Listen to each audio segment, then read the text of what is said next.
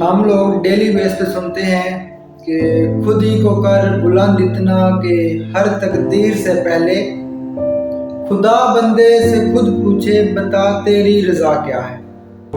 تو آج اس شعر کی گہرائی میں ہم جاتے ہیں کہ اس شعر میں گہرائی ہے کیا۔ اللہ پاک کیوں فرما رہا ہے کہ اے بندے خود پوچھے بتا تیری رضا کیا ہے، کہ اللہ پاک خود انسان سے کیوں پوچھے، اس کی گہرائی میں آج جائیں گے۔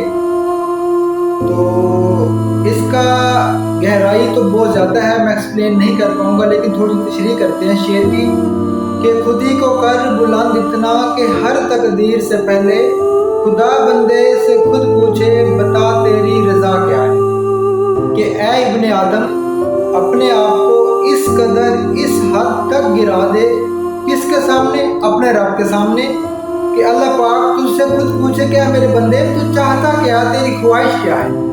ایک تو ہماری خواہش ہے کہ ہم دنیا میں مالا مال ہو جائیں، پیسے کے پیچھے پڑے ہوئے ہیں، دنیا کے پیچھے پڑے ہوئے ہیں، یہ تو ہماری خواہش ہے، لیکن ایک ہمارے رب کی خواہش بھی ہے۔ ہمیں چاہیے کہ ہم دنیاوی خواہش کو ترک کر دیں، جو ہمارے رب کی خواہش ہے اس کے پیچھے بھاگیں۔ اس کے لیے کیا ہے؟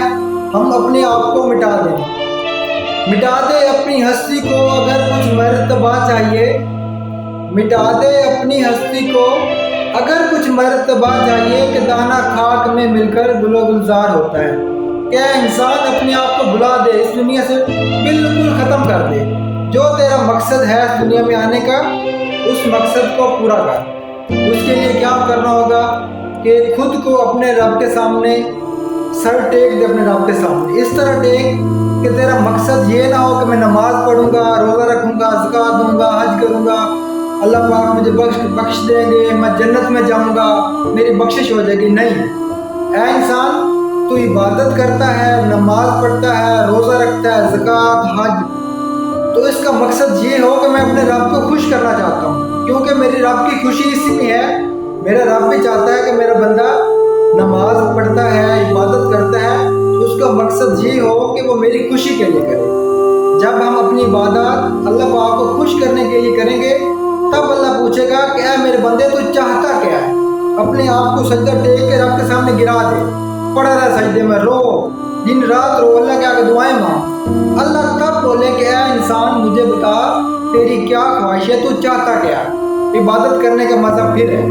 ہم لوگ ہیں عبادت کرتے ہیں، نماز پڑھتے ہیں صرف اللہ پاک کے ڈر سے، کیونکہ جہنم کے خوفناک واقعات قرآن پاک میں اللہ پاک نے ایکسپلین کر دی، ہمیں ان کا ڈر ہے۔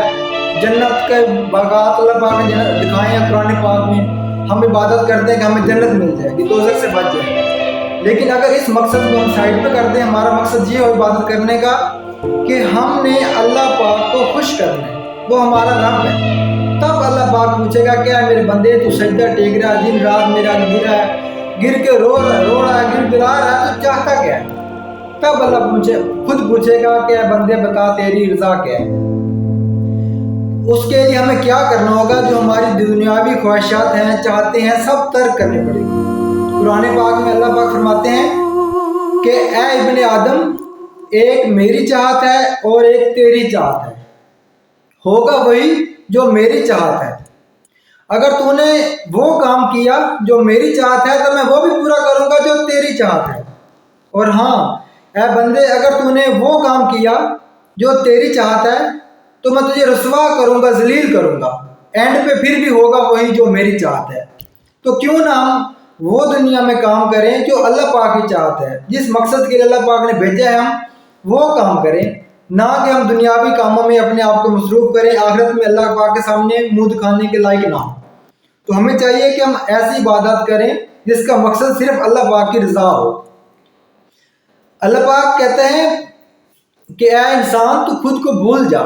علامہ اقبال نے فرمایا ہے خود ہی کو کر بلند اتنا کہ ہر تقدیر سے پہلے، خود ہی کو کر بلند اتنا کہ ہر تقدیر سے پہلے خدا بندے سے خود پوچھے بتا تیری رضا کیا ہے۔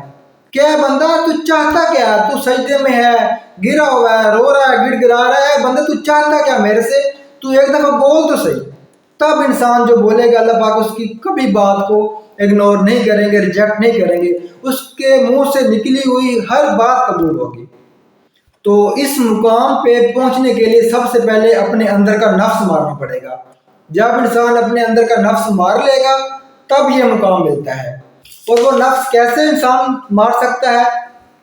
انسان کا نفس ہے کیا؟ پہلے دیکھتے ہیں نفس ہے کیا۔ نفس ایک ایسا ہے جو انسان کو برائی کی طرف لے کے جاتا ہے، گناہوں کی طرف لے کے جاتا ہے، دنیا میں انسان کو بالکل مغلوب کرتا ہے اور وہ آخرت کی تیاری بھول جاتا ہے، اپنے رب کو بھول جاتا ہے۔ تو یہ نفس ہے۔ اب نفس کی بھی اقسام ہے۔ نفس کی 3 اقسام ہیں: نفس امارہ، نفس لوامہ، نفس مطمئنہ۔ ہم تینوں کو 1 بائی 1 ایکسپلین کرتے ہیں۔ تو سب سے پہلے دیکھتے ہیں نفس امارہ۔ امارہ کا مطلب وہی نفس جو برائی کا حکم دیتا ہے۔ نفس امارہ ایسا نفس ہے جو انسان کو برائی کا حکم دیتا ہے، برے کاموں کی طرف لے کے جاتا ہے۔ انسان دنیا میں آیا ہے، انسان کا نفس کہتا ہے کہ تو جھوٹ بول، لوگوں کا مال کھا، دھوکہ دے، فریب کر، شراب پی، زنا کر، 2 نمبریاں کر، گناہ کر۔ یہ نفس امارہ انسان کا، جو اللہ پاک سے انسان کو کافی دور لے جاتا ہے اور گناہوں میں مبتلا کر دیتا ہے۔ تو نفس امارہ، تو انسان کو سب سے پہلے اپنے نفس امارہ پہ قابو کرنا پڑے گا۔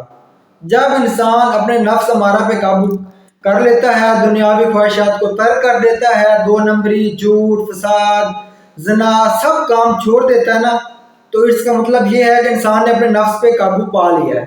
جب انسان اپنے نفس امارہ پہ قابو پا لیتا ہے تب وہ نفس لوامہ کی طرف آتا ہے۔ لوامہ کا مطلب ہے ملامت کرنا، کہ انسان کا نفس خود ملامت کرتا ہے۔ جب وہ برائی کی طرف جاتا ہے، انسان کا نفس بولتا ہے کہ نہیں، یہ غلط کام ہے، اس کی طرف بالکل نہ جا۔ جب انسان غلط کام کرتا ہے، انسان کا نفس خود بولتا ہے کہ یہ کام غلط ہے، اس کی طرف نہ جا۔ اگر بندہ نماز پڑھنے جاتا ہے تو آپ جب بھی نماز پڑھنے جائیں گے، مسجد میں جائیں گے، سجدہ ریز ہوں گے، آپ کا دل سکون میں رہے گا۔ بالکل آپ 1 گھنٹہ، 2 گھنٹے، 3 گھنٹے مسجد میں رہیں گے، آپ کو سکون ہوگا، پوری دنیا کی کوئی ٹینشن نہیں ہوگی۔ کیوں کہ وہ لفظ لوامہ ہے، آپ کو بتا رہا ہے کہ آپ بالکل نیک کام کر رہے ہیں، نیکی کی طرف ہیں۔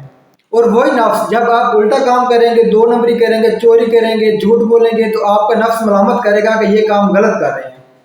اگر آپ کوئی کام کرنا چاہتے ہیں، آپ کو نہیں پتا کہ یہ کام اچھا ہے یا برا، تو جب آپ کام کرنے لگیں گے تب آپ کا نفس بولے گا کہ یہ کام غلط ہے یا صحیح۔ تو آپ کو اس سے اندازہ ہو جائے گا کہ یہ کام اسلام میں اچھا ہے، کام کرنا چاہیے یا نہیں۔